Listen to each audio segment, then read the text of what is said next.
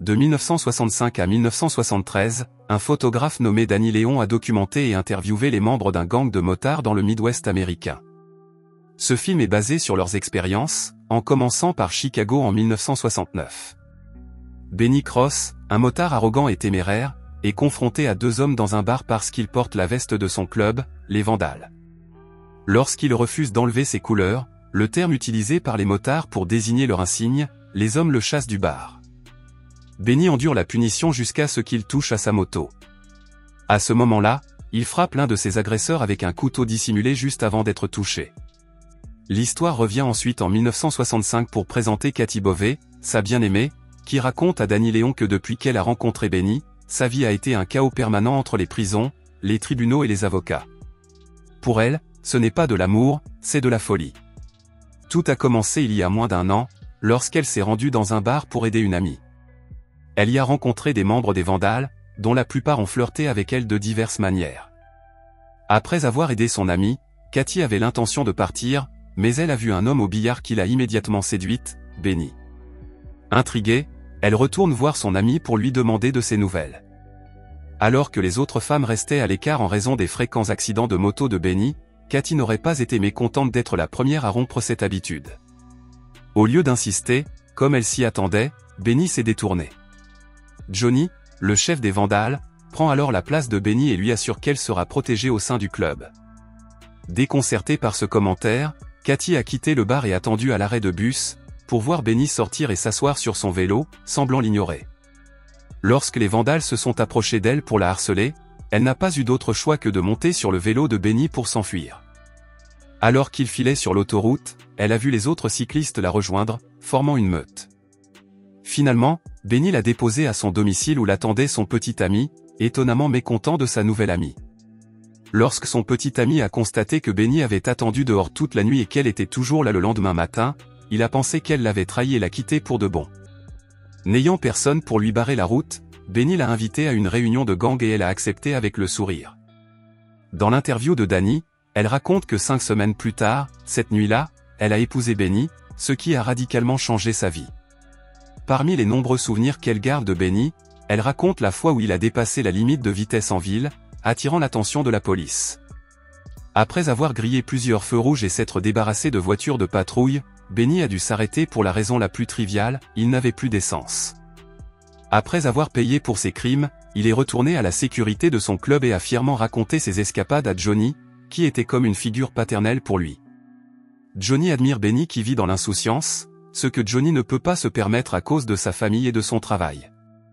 Il était un garçon ordinaire jusqu'à ce qu'il voit Marlon Brando dans The Savage, ce qui l'a incité à créer les Vandals. Au départ, il s'agissait simplement d'un club de course clandestin, mais au fil du temps, il est devenu plus personnel. Danny a interrogé tous les membres, des fondateurs aux nouveaux venus, et chacun d'entre eux considérait les Vandals comme une seconde famille. Cependant, il y a eu une occasion où la camaraderie entre les Vandals n'a pas été aussi forte. Un jour, un gros motard connu sous le nom de Big Jack proposa à Johnny d'ouvrir une succursale des Vandals dans une autre ville. Johnny refuse immédiatement, déclarant que ses amis sont à Chicago et que l'extension du territoire du gang pourrait créer des problèmes. Selon les règles du gang, tout motard peut défier le chef s'il n'est pas d'accord avec ses décisions. Big Jack saisit cette opportunité et défie Johnny dans un combat à main nue. Malgré la taille de Big Jack, la férocité de Johnny a eu raison de lui et il a mis fin à la bagarre en cassant le doigt de Jack. Cependant, après avoir autorisé les amis de Big Jack à ouvrir une succursale du club, Brucey, le bras droit de Johnny, s'oppose à ce soudain changement d'avis. Johnny lui répond que si quelqu'un a une telle idée, il n'a qu'à l'inventer. C'est ainsi que les Vandals étendent leur territoire en ajoutant de nouveaux membres ville par ville. Partout où ils allaient, ils faisaient sentir leur présence. Danny les accompagne lors d'un de ses voyages et assiste à un affrontement avec un autre gang. Bien que Johnny ait voulu régler l'affaire par le dialogue, Benny a immédiatement eu recours à ses poings. Au cours de la bagarre, Benny manque un coup de poing et brise une vitre de voiture, s'enfonçant un éclat de verre dans les phalanges. Furieux, il attaque un motard rival et l'aurait tué si Johnny n'était pas intervenu. De retour chez Kathy, la femme explique à Danny que les Vandals ne portent jamais leur couleur seule à cause de leurs nombreux ennemis, bien que son mari soit l'une des rares exceptions. Cela nous ramène à la confrontation initiale, où après avoir asséné un coup de couteau à l'un de ses agresseurs, l'autre a répliqué par un coup de poing, visant alors sa jambe. À l'hôpital, Cathy a vu son mari pleurer pour la première fois, non pas à cause de la douleur, mais parce que les médecins envisageaient de lui amputer la jambe. Si c'était le cas, il ne pourrait plus jamais faire de moto. Dès que Johnny l'a su, il a encerclé avec les vandales le bar où avait eu lieu l'accident, ordonnant au propriétaire de révéler les noms des responsables. Une fois les noms obtenus, Johnny a envoyé des hommes pour s'assurer qu'il ne marcherait plus jamais et a incendié le bar. Les pompiers sont restés sur place, hésitant à s'approcher même en cas d'urgence. 3 semaines après l'opération, Benny réussit à conserver sa jambe, bien qu'il ait encore des mois de convalescence devant lui. Néanmoins, il ne peut pas refuser l'invitation de Johnny à un rallye moto.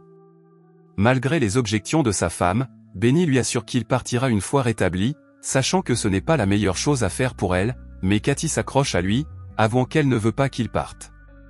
Inquiète, elle est allée voir Johnny, lui faisant comprendre que le club ne posséderait jamais totalement Benny, quels que soient leurs efforts.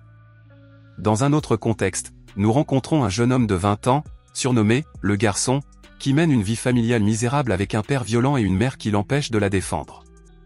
À la recherche d'une famille, le garçon et ses amis se rendent à un rassemblement de motards, espérant que les vandales les accepteront. Après s'être amusés avec un motard nommé Sonny le Joker, les vandales deviennent contemplatifs la nuit. Au cours de leur conversation, Johnny appelle Benny à l'écart, principalement pour l'éloigner de Cathy. Johnny avoue qu'il ne pourra pas diriger le club éternellement, que l'âge le rattrape et qu'il a besoin d'un successeur qui se défendra. Bien qu'honoré, Benny refuse, imaginant le poids des responsabilités qu'implique le leadership. Revenant à la discussion de groupe, Sonny révèle que son propre club l'a envoyé pour punir un vandale qui refusait d'enlever ses couleurs sur leur territoire. Cependant, Sonny s'est tellement amusé avec les vandales qu'il a décidé d'ignorer sa tâche initiale.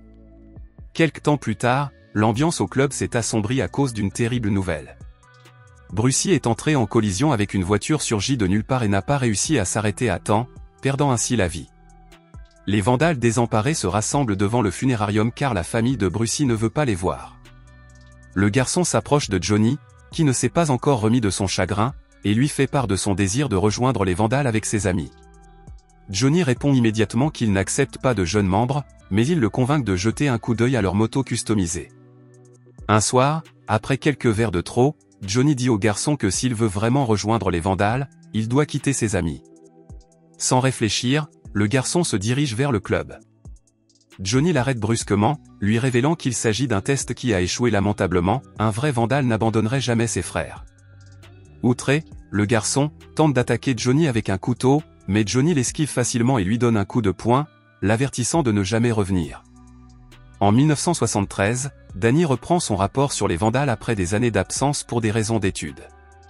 Lors d'une interview avec Cathy, il raconte comment les choses se sont détériorées après la mort de Brucie en 1969. Le club était devenu moins sélectif, admettant des vétérans de la guerre du Vietnam qui luttaient contre la toxicomanie. Au cours d'une réunion alcoolisée, Cockroach, l'un des fondateurs, a avoué que son rêve était de devenir policier à moto. Les nouveaux membres, furieux, le traitent de traître et commencent à le battre. Lorsque Benny et les membres plus âgés l'apprennent, ils emmènent Cockroach à l'hôpital, laissant Cathy seule dans une fête entourée d'inconnus. Sans personne pour la protéger, certains des nouveaux membres indisciplinés la coincent avec des intentions malveillantes. Heureusement, Johnny et Sonny arrivent juste à temps pour sauver Cathy, qui ne cesse de réclamer son mari. Après avoir récupéré, Cockroach exprime à Johnny son désir de quitter le club, craignant que les nouveaux membres ne le tuent. Johnny élabore un plan impliquant Benny et son revolver. Avant de partir, Benny est confronté à Cathy, qui lui reproche de ne pas avoir été là lorsqu'elle a été attaquée. Dans une tentative de réparation, Benny lui demande ce qu'elle veut qu'il fasse. Elle insiste pour qu'il quitte le club et cette vie de violence. Benny lui explique que c'est la seule chose qu'il ne peut pas lui donner. Ce soir-là, Benny et Johnny rencontrent Cockroach, le revolver de Benny à la main. Johnny tire sur Cafard pour faire croire qu'il a été victime d'un vol, lui donnant ainsi une raison de fuir la ville. Bien que Cockroach accepte le plan, Benny est dégoûté qu'ils aient à craindre des membres de leur propre club. Johnny profite de l'occasion pour dire qu'il a besoin que Benny assume le rôle de chef des vandales. Benny, cependant, précise qu'il n'a jamais rien demandé à personne et qu'il n'attend rien de personne, ce n'est tout simplement pas dans sa nature et cela ne le sera jamais. Sur ce, il enfourche sa moto et s'en va vers une destination inconnue. En 1971, le garçon revient au quartier général des Vandals, désormais membre à part entière de la branche de Milwaukee, ce qui lui donne le droit de défier Johnny pour la direction du groupe. Avant la réunion, Johnny s'arrête chez Cathy pour demander si Benny est de retour, mais ce n'est malheureusement pas le cas. Le moment venu, Johnny affronte le garçon avec un couteau, comme ils en avaient convenu. Cependant, le garçon choque tout le monde en tirant sur Johnny. Les membres fondateurs regardent la scène avec horreur, réalisant qu'ils ne peuvent rien faire avec le garçon maintenant en charge. Sous sa direction, les Vandals se transforment en une vaste bande criminelle impliquée dans le trafic de drogue et le meurtre.